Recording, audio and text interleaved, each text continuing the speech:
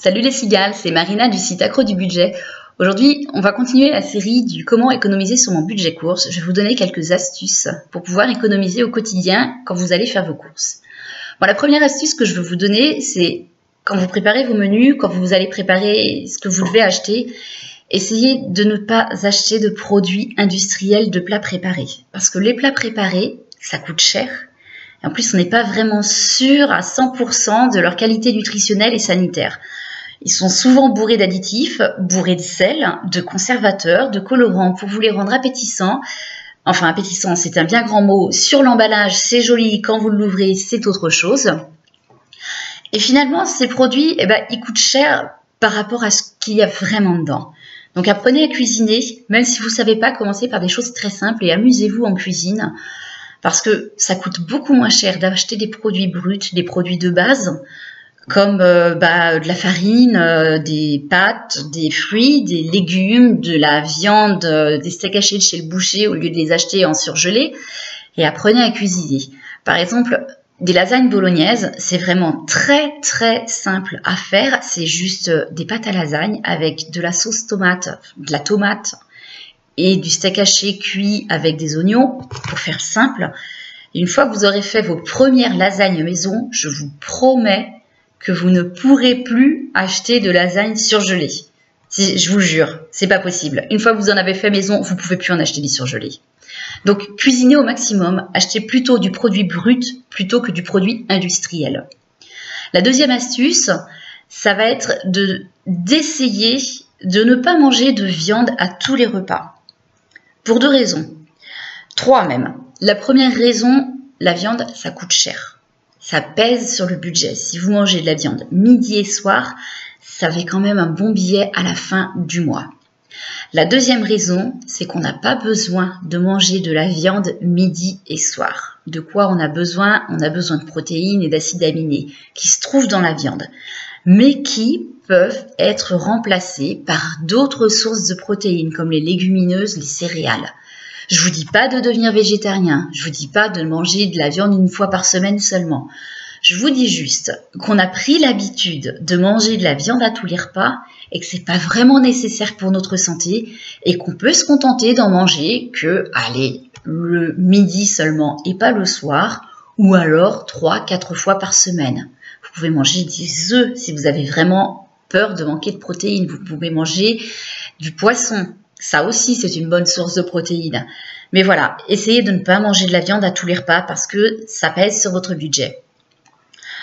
Donc, ça pèse sur le budget, ça n'est pas nécessaire à notre santé. Et la troisième raison, c'est que c'est quand même pas très très écologique. Parce que aujourd'hui, la viande, pour qu'on puisse avoir de la viande à peu près bon marché, même si ça reste plus cher que des céréales ou des légumes, ça va prendre des ressources en céréales pour nourrir les animaux. Voilà, déjà. Et ces animaux vont vraiment pas avoir des conditions d'élevage super, à moins de prendre de la viande bio. Et là, oui, ça va vous coûter beaucoup plus cher, sauf si vous en mangez moins. Donc voilà, ça c'est la deuxième astuce, manger un petit peu moins de viande.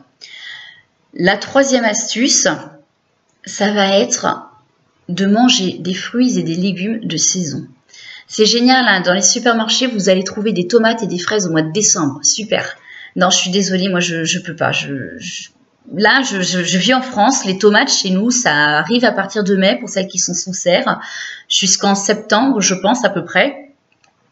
Quand je vois des tomates au mois de novembre, je me dis super, elles sont poussées en serre. Donc déjà, généralement, pas dans la terre, dans une serre chauffée et éclairée. Je vous raconte pas le bilan écologique de la tomate. En plus, elle est dégueulasse, elle a un goût de flotte.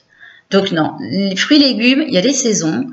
Il faut qu'on réapprenne le calendrier de saisonnalité pour les fruits et légumes. Mais franchement, ça vous permet de manger des aliments qui ont vraiment un autre goût que de la tomate fadasse de toute l'année. Les asperges vertes. Est-ce que vous avez déjà mangé des asperges vertes? J'ai fait l'expérience, hein, j'en ai cherché dans le Leclerc du coin au printemps, en pleine période des asperges vertes. Impossible d'en trouver. J'ai demandé, ah bah non, on n'en a pas. Pourquoi est-ce qu'il n'y avait pas d'asperges vertes? Parce que c'est tellement pas courant, c'est tellement long à faire pousser, parce qu'une aspergeraie, ça met un petit peu de temps à mettre en route, qu'on n'en propose pas au client. Donc le client n'en achète pas et quand il y en a, il n'en achète pas non plus parce qu'il n'a pas l'habitude. Par contre, de la tomate, vous avez l'habitude d'en trouver toute l'année en rayon, donc forcément, vous allez en acheter toute l'année. C'est un petit peu un cercle vicieux. Et moi, j'aimerais bien qu'on revienne un petit peu aux bases et à la saisonnalité des fruits et légumes. Donc voilà, troisième astuce, essayez de manger des fruits et légumes de saison. Vous pouvez même vous permettre d'aller sur les marchés, ils ont encore meilleur goût qu'au supermarché. Donc ça, c'est vraiment les 3 astuces de base. Il y en a une petite quatrième, là, c'est un petit peu une petite mise en garde. Quand vous achetez en supermarché des produits, regardez les étiquettes, regardez les compositions au dos. C'est pas toujours évident à lire les compositions, mais alors il faut savoir la première chose dans la liste des ingrédients, c'est que vous avez en premier l'ingrédient principal du produit. Je vais prendre un exemple tout simple, les poudres chocolatées du petit déjeuner. Si vous prenez une poudre chocolatée, style Nesquik, Super Poulain, Bento, enfin tout ce chocolat qu'on achète en général pour les enfants au petit déjeuner. Vous regardez l'ingrédient principal, qu'est-ce que vous croyez que c'est? C'est du sucre. C'est d'abord du sucre et après, il y a du cacao. Mais principalement, vous payez du sucre dans votre poudre cacaotée. La solution, moi, elle est toute bête, c'est de prendre plutôt du cacao pur à 100% que vous allez mélanger vous-même avec du sucre.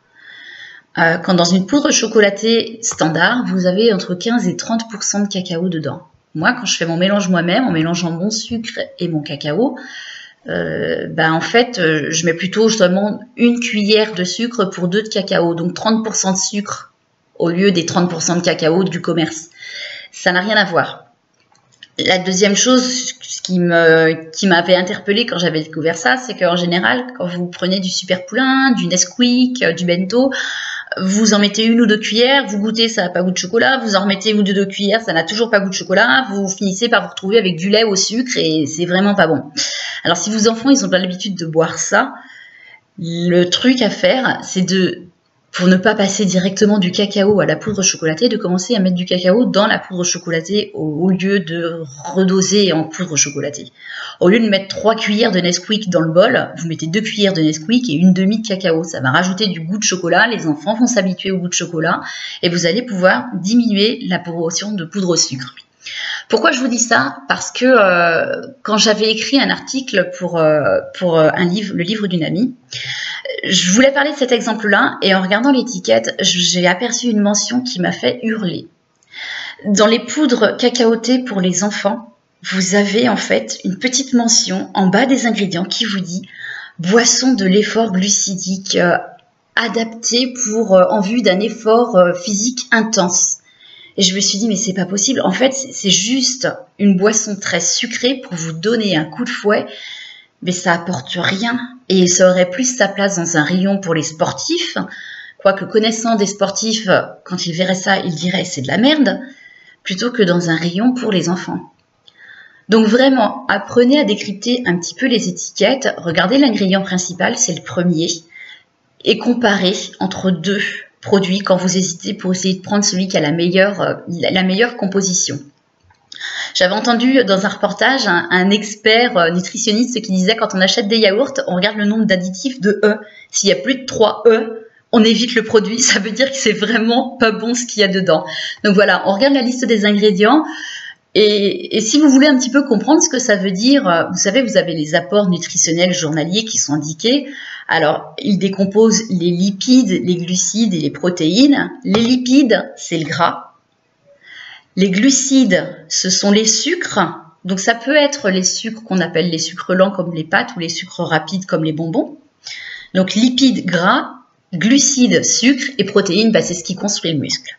On a tendance à dire, dans le milieu du sport, je crois qu'au-dessus de 8% de sucre, c'est un produit qui est trop sucré. Alors, ceci dit, c'est vraiment pas facile de trouver un produit qu'on a moins. Donc voilà, ça c'était mes quelques petits conseils pour réussir à faire des économies sur son budget course sans se faire prendre pour des budgets. Voilà, c'était Marina du site L'Accro du Budget. On se retrouve très vite pour une nouvelle pause café budget. À bientôt les cigales!